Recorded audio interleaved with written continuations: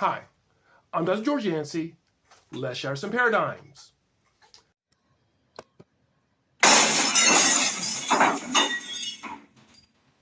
And the paradigm I'll share today concerns two broke parties. Yes, this is going to be one of the videos where I talk about the Democrats and the Republican Party. But let's first start with the Democrats. A few weeks ago, Jay Jones won the Attorney General position in the state of Virginia. Now, normally that's not a national story. I mean, Attorney General is an important position in the state, but I live in Texas. Why should I care? Well, you've been following the story, you would know why I should care. Jay Jones, 3 years ago, not 13, not 23, not when he was a teenager or a college student, 3 years ago, texted a lovely text about how he wanted one of his political enemies to be dead so that he can then urinate on his grave. He also talked about how if that political enemy's wife had dead children, her dead children in her arms, that would be okay with him. A very disgusting text, and one that should have ended his campaign. But here's what happened. To the best of my knowledge, no national Democrats asked for him to drop out of the race. They condemned his comments, but they did not ask for him to drop out of the race.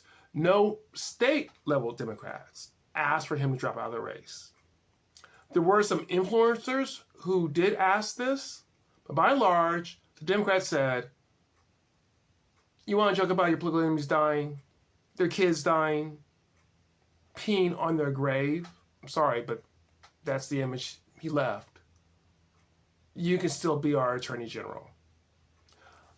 I can't imagine what it's like to be a Republican living in Virginia, knowing that your chief law enforcement officer has openly said, we can say it's a joke, but I don't joke like this.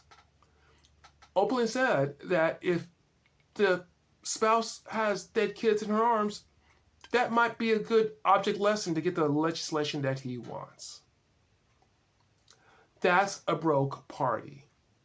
That's a party that wants to win no matter what. And values, whatever. Throw them at the door. Principles, who cares? Political freedom, not for my opponents.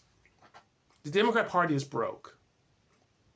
Now, the Republicans should not be cheering this because their party's broke too. In fact, by my estimate, my opinion, it broke in 2016. When a lot of conservative Republicans, people I respected, who made very convincing cases that Clinton was not fit to be in office because of moral failings, turned right around and supported Donald Trump, whose moral failings, I would argue, are even greater than Clinton's. Why? Because winning was all that mattered. And once he was the top of the ticket, now, to be sure, there were some Republicans who stood up to him. And there's some big voices who tend to vote for conservatives, stop supporting Republicans because of Trump. So I'm not saying every single Republican is guilty of this. But enough were that he won the 2016 presidential election and he won the 2024 presidential election. The Republicans can be happy about this, but they too are a broke party. Now, before I go on, let me say if this is the sort of conversation you kind of like to have, if this sort of concept that you'll want to struggle with, want to hear from me, then please give me a like. If you have comments, share them. If you disagree, share them. That's fine. Consider subscribing to this channel. I really like to grow this channel. I consider it a place where Christians like myself, who are not comfortable with the Republicans and the Democrats, as I see them as broke, can come. And they can have a place where we can offer up ideas and think about it, and not be drawn to this sort of partisan polarization that's deadening our society. Okay, now back. What broke these parties? I would argue that there's an underlying fear and hostility towards your political enemies that's driving this type of brokenness. And it's both sides. You know, when I say this, usually partisan says I'm engaged in both sidism. This is both sides. Clearly it was the case for Republicans who compromised their values, people's stated values on how they want a moral good person as the leader, to go for Trump. And when the Republican Party has gotten worse over time, Trump has gotten more of a following.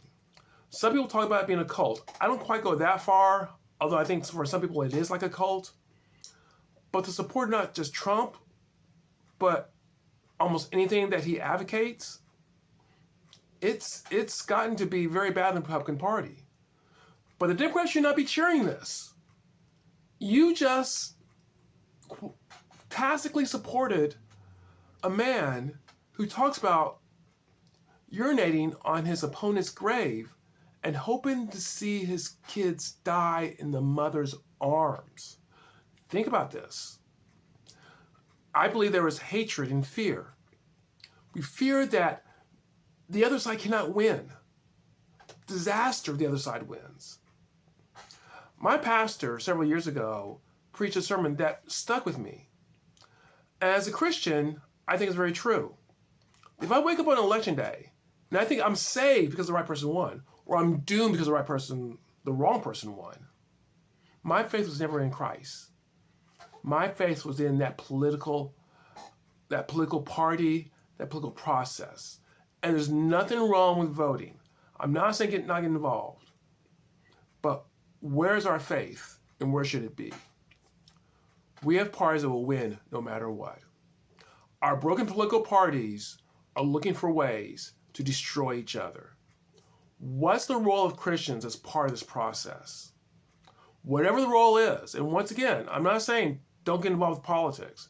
Whatever the role is, it has to be working against this sort of hatred, this sort of vitriol, this sort of fear that's developed among our political parties. You may or may not know that I support the American Solidarity Party. It's where I place my vote. When they don't have a candidate, I will vote for the best candidate out there, be it Republican, Democrat, or something else. I have hope for that party, although I recognize they're not likely to win anything significant for the foreseeable future. I yearn to leave the American Solidarity Party, to support either the Republicans or the Democrats. But I will not do that to support a broken party based on win no matter what, on hatred of the other, on fear, stuffing up fear against others. I will not do that. I would like to see at least one of our major political parties, in a sense, get its act together and be a party that's for the people, regardless of whether they voted for them or not. Maybe you see that. I don't see it. Until I see it, I will not be a consistent supporter of either one of the political parties. I may have to vote for members of their parties from time to time, but I'm not supporting either one of those political parties. You do as you see fit. Well, I hope this gave you something to think about. I hope you enjoyed this talk. And if you do, please, once again, come back. We can shatter some more paradigms.